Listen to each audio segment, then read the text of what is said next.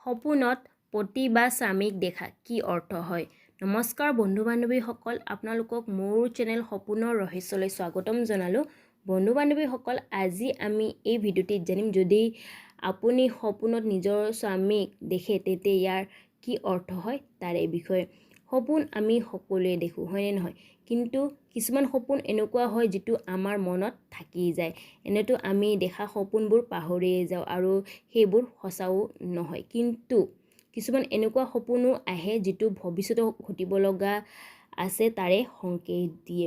কিছুমান এনেকুৱা মানুহ আছে যিয়ে সপোনত কিছুমান বস্তু দেখে কিন্তু মনত নাথাকে আৰু ধ্যানো নিদিয়ে, জানি বুজিও ইগনৰ কৰি দিয়ে।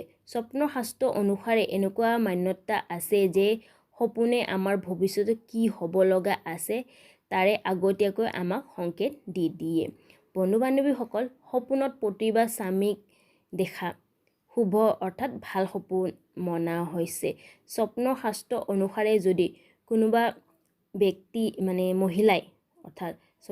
মহিলাই যদি সপোনত নিজৰ স্বামী বা পতিক দেখে তেন্তে এই সপোনে এইটোৱে সংকেত কৰে যে আপোনাৰ আৰু আপোনাৰ স্বামীৰ যিটো সম্পৰ্ক মজবুত হ'ব বা ভাল হ'ব, এই সপোনে এইটোৱে সংকেত কৰে।